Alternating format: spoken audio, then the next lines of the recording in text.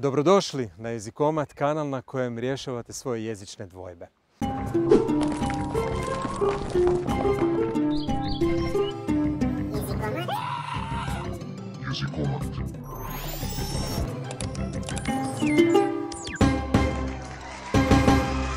Uvijek savjetujem da umjesto onih međunarodnih podrijetlom latinskih naziva upotrebljavamo hrvatske kad je riječ o mjesecima.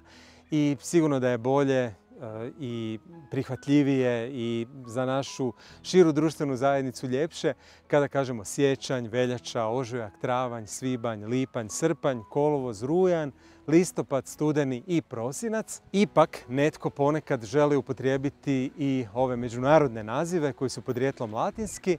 U 3 mjeseca se razlikujemo u odnosu na srpski jezik, pa bi bilo dobro da onda, s obzirom na to da Srbi nemaju svoje nazive mjeseci, da ako upotrebljavamo te međunarodne, da ipak znamo kada je riječ o hrvatskoj upotrebi međunarodnih naziva, o hrvatskoj prilagodbi međunarodnih naziva i kada je riječ o srpskoj prilagodbi tih naziva mjeseci. Sva sreća, ta 3 mjeseca dolaze jedan za drugim, pa onda možemo upamtiti da u hrvatskom je pravilno junij, julij i august, a u srpskom jeziku je pravilno jun, jul i avgust. Preporuka je uvijek upotrebljavati hrvatske nazive mjeseci, ali ako ih upotrebljavamo, dobro je znati hrvatske prilagodbe naziva tih 3 mjeseci.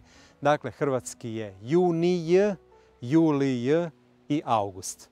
Obožavamo ta 3 mjeseca jer je uvijek riječ o godišnjim odmorima, o vremenu opuštanja i uživanja. Uživajte i u hrvatskom jeziku, volite ga, širite pozitivan stav prema hrvatskom jeziku. Lijep pozdrav!